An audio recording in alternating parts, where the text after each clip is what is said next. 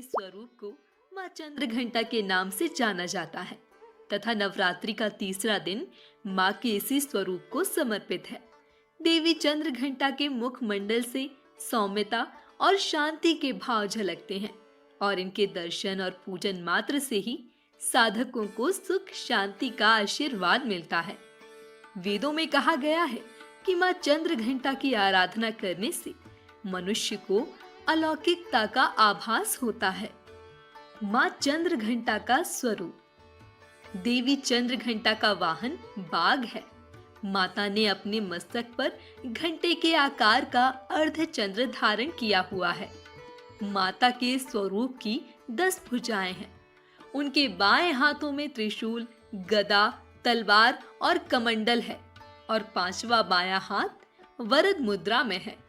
अपने 4 दाहिने हाथों में माता ने कमल, तीर, धनुष और जपमाला धारण की है और 5वां दाहिना हाथ अभय मुद्रा में है।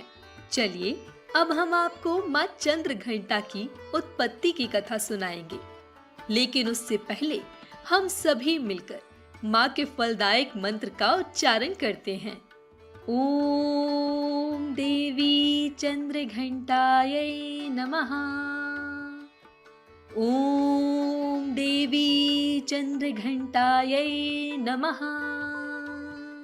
चलिए अब कथा प्रारंभ करते हैं। जब माता पार्वती ने भगवान शिव से विवाह किया तो महादेव की भांति ही अपने मस्तक पर अर्धचंद्र को धारण कर लिया।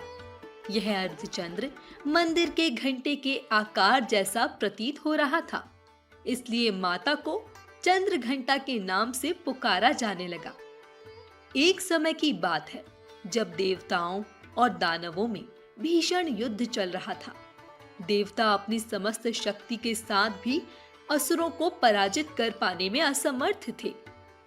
वे सभी अत्यंत भयभीत होकर त्रिदेव यानी कि ब्रह्मा, विष्णु और महादेव की शरण में पहुंचे और उनसे अपने प्राणों की रक्षा करने की प्रार्थना करने लगे।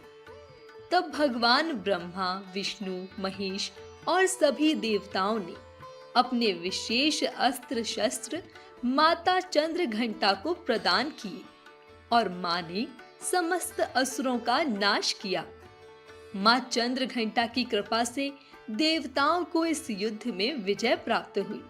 तो यह थी मां भगवती के चंद्र घंटा स्वरूप की उत्पत्ति की कथा।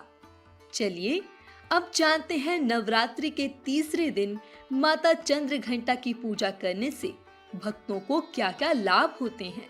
ऐसी मान्यता है कि मां चंद्र घंटा की साधना करने से घर में समृद्धि का वास होता है और माता अपने सभी भक्तों को दीर्घायु होने का आशीर्वाद देती हैं, साथ ही उनका कल्याण करती हैं।